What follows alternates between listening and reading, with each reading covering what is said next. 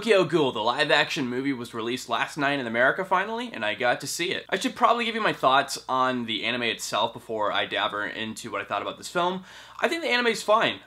It's not my favorite anime, but I totally understand why it's one of the lineups on Toonami.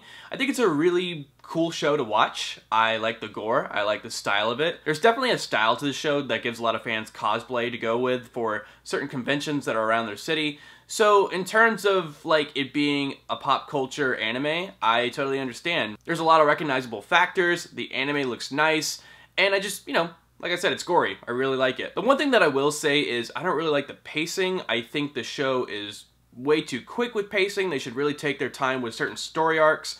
But besides that, I really like the show. It's really cool. Haven't started season 2 yet. I finished season 1. Season 2 is like square root of A or something like that. How am I going to be able to type that on my computer?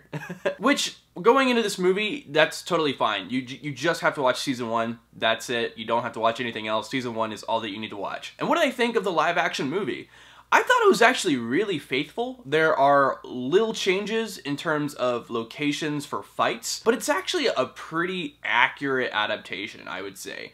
I was really worried going into this because it's a Japanese film, and just because the Japanese take their own products and make their own films out of them, doesn't mean they're going to necessarily be good. Check out Attack on Titan from 2015. Did not like that movie whatsoever. I just didn't like it. It looked bad. The Japanese, their production value is very different from the United States. They don't have a high production value, and sometimes their CGI is going to look really corny. And in this movie, it does sometimes, but for the most part, it looks really good. We'll get into that later. Let's talk about the plot, but you guys probably already know the plot if you've seen the anime and you just know about the lore, but let's talk about it because I'm a reviewer. So this film is about a world where ghouls, who are basically cannibals, are among humans. They look like humans. Humans can't tell what is a ghoul and what is not a ghoul. So it's basically a world subdivided by humans and ghouls, where ghouls survive on flesh. They can't eat anything else. If they try to eat anything else, they will get sick, they will throw up, they can't congest it. Human flesh is the only thing that they can eat.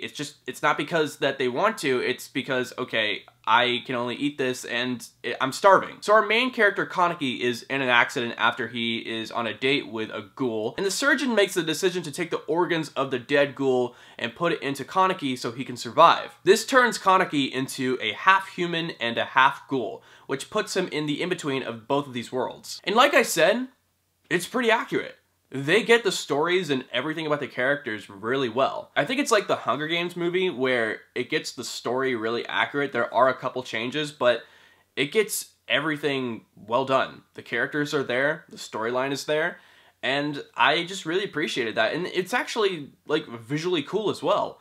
Their production value in terms of other Japanese films out there, like Attack on Titan and Death Note, I think this is a really good production value in terms of Japanese films. And like I said, the CGI is good here and there when they're using their kagane, their power.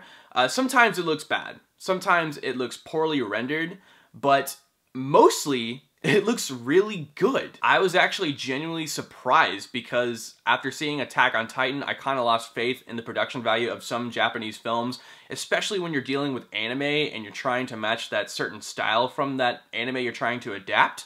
But for this, it looked really well. Like I said, some shots are just poorly rendered. It's pretty obvious that certain editors might have just been working and some editors may have not taken the seriousness of what they were going for. But for the most part, it looks really well done. I am very surprised. And in terms of changes, like I said, the changes have to do with locations, really. Locations where certain things happen, certain battles happen. But I actually kind of like those changes. There's a specific battle that happens near the end of the film where it involves a SUV, and the characters are using the said SUV to counterattack one another. I thought that was a really cool fight scene. The fight scenes in this are actually really good as well. It wasn't filmed awkwardly. It actually looked like someone was being kicked across the room. And like I said, again and again, I was just really surprised by this and just how much care was put into this anime adaptation. Other changes that I'd like to acknowledge, they have cut some parts out of the original season 1. They have taken out the Jason storyline, which is totally fine, I understand, because that's kind of hard to implement into your movie. With the Jason storyline, it was pretty obvious that they were referencing Friday the 13th, with the hockey mask and the 13th Ward location. So I kind of understand why they couldn't have the Jason storyline in there. It's just, you know, a lot of licensing and copyright. So I totally understand why they couldn't have the Jason storyline in there with copyright issues. I'm actually really surprised that they had it in season 1. I'm surprised they got away with that. Or maybe they did have the ability to do that, but they wanted to focus on the specific story that they were going for. They've also cut the Tsukiyama storyline, which I'm totally fine with. That was actually a kind of weird storyline for me as well in season 1. So that's just a personal preference. Some people might be pissed off because some people like Tsukiyama. They think it's a really funny and interesting character. But in terms of them focusing on one story arc, I appreciated that they were trying to cut some things out.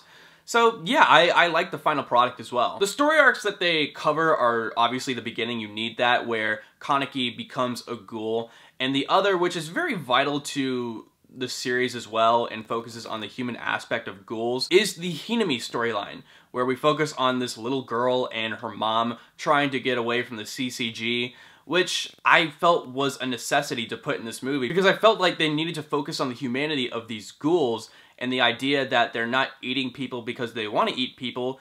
It's because they have to. It's the only thing that they can eat. If they could eat anything else, they probably would, but they have to eat people. In terms of the costumes, don't really like the costumes in this movie. It kind of looks like cosplay, but it's totally fine. It's a Japanese movie. They obviously wanted to match the style of the anime, which is totally fine.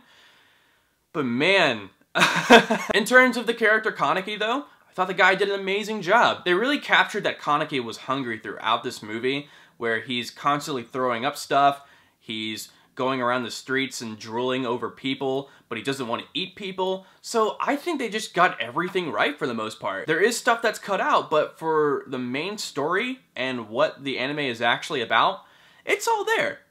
It's pretty accurate. So if you guys want to see Tokyo Ghoul because you're a fan of the anime, I think some people might be a little disappointed because they cut out certain story arcs, but if you want to see a Tokyo Ghoul movie that focuses on the main actual story arcs, then I think you're gonna like the movie. Even if you haven't seen Tokyo Ghoul and you're just wanting to see like an interesting Japanese movie, I think this is a pretty good standalone movie as well. But I also would like you guys to see the actual anime. I think it's a really interesting anime. It's definitely not the best, but it's watchable. But in terms of like an adaptation, I was actually really satisfied. Go check this out if you want to see a good anime adaptation. Alright guys, so that was my review of the live-action Tokyo Ghoul movie. Comment down below what you thought of this movie, like the video, share it, and please subscribe to Pixel Talk if you haven't yet. And if you could, please press the bell icon to be notified whenever I make a video. I'd really appreciate it. Thank you guys so much. I am Corbin Stuckey, and this is Pixel Talk.